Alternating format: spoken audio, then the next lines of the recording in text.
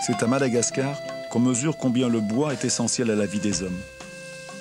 Comme matériau, il sert à construire des maisons, à fabriquer des meubles et toutes sortes d'objets. Comme combustible, il permet de cuire des briques d'argile.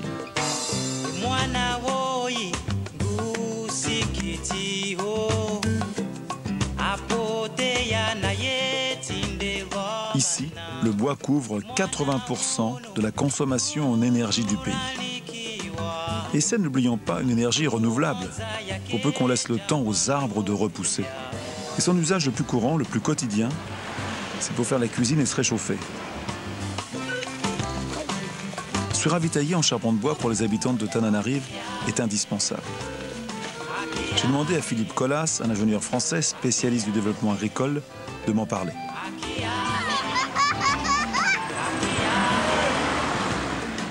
Alors, en toutes les entrées de la ville, il y a comme ça des marchands de charbon de bois partout. Ouais, ça, c'est un dépôt. Après, il y a d'autres lieux de vente à l'intérieur de la ville.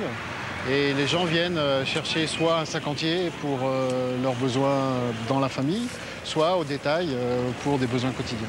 Ici, on voit bien que le charbon de bois, c'est vital. Hein. Toute la population fait sa cuisine avec du charbon de bois.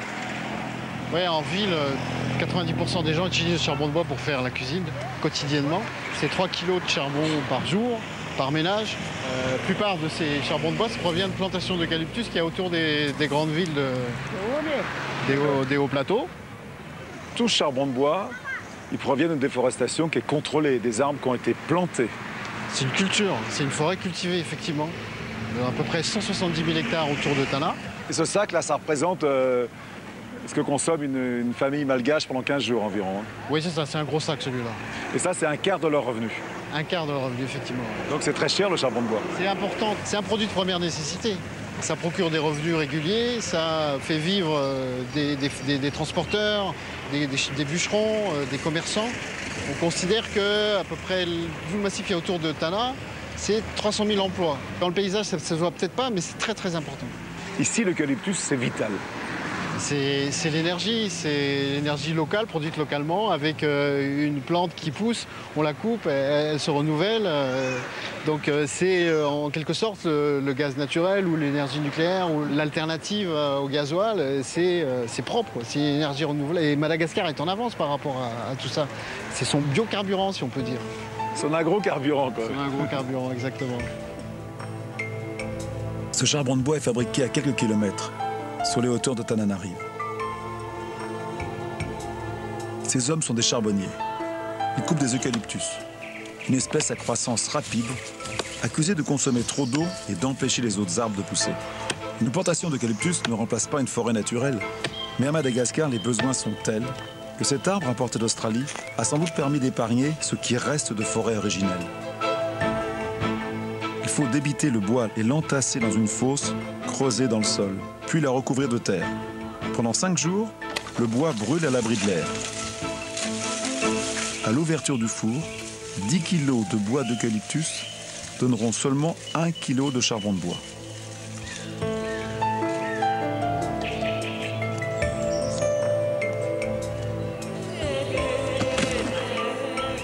Dans le monde, il y a 3 milliards de gens qui font cuire leurs aliments avec du bois. Et très souvent, c'est avec du charbon de bois comme ici. Vous voyez le travail inouï pour le faire et après le transporter pour l'amener dans les villes. C'est beaucoup plus facile de pomper le pétrole que faire du charbon de bois, c'est sûr.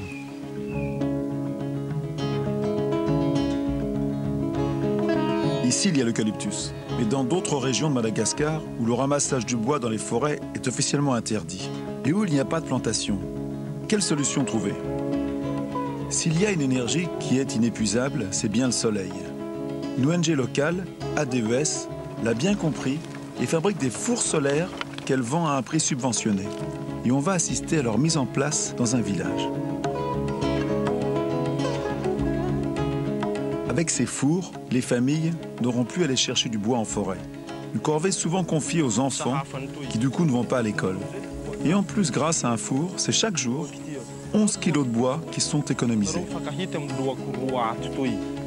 Mickey, tchik-tchik-tchik. Regarde, regarde, regarde sa bouche. Regarde le bout. Ils connaissaient ça déjà ou pas? Est-ce qu'ils connaissaient? Ils sont contents d'avoir ça? Il dit oui. C'est l'évolution, il dit. C'est l'évolution. Maintenant, je vais vous montrer un autre modèle de four solaire. Alors, vas-y, explique. Quand il est fermé comme ça, il ne marche pas. On l'ouvre. Vous voyez ce rayon de soleil? Il faut l'attraper et le diriger à l'intérieur du four. Il faut combien de temps pour faire cuire la casserole de riz? Le riz, c'est 2h30. Et les gâteaux, là, qu'il y a dedans, combien de temps ils ont fait pour cuire? 1h30 et 2 heures de temps. Ils sont cuits déjà, les gâteaux, là? On peut les sortir? On peut les goûter, alors? On va les goûter? Vas-y. Oui. Ouvre les gâteaux, ouvre les gâteaux. Attends, c'est chaud, hein? C'est chaud, hein? Je vais faire attention. Hein. Attends.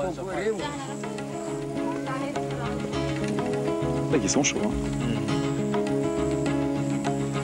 Tiens, un petit gâteau? C'est chaud, attention. Eh ben voilà, c'est une bonne initiative. En tout cas, on voit que ça marche.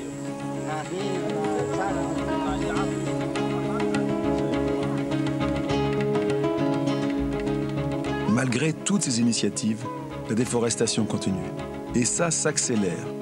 Imaginez, depuis que vous regardez cette émission, c'est près de 2500 hectares de forêt qui ont été détruits. C'est en gros la surface de 3500 terrains de football. On se rassure en se disant que derrière un arbre qui tombe, il y en a des millions d'autres qui vont pousser. Mais aujourd'hui, on va plus vite que la nature.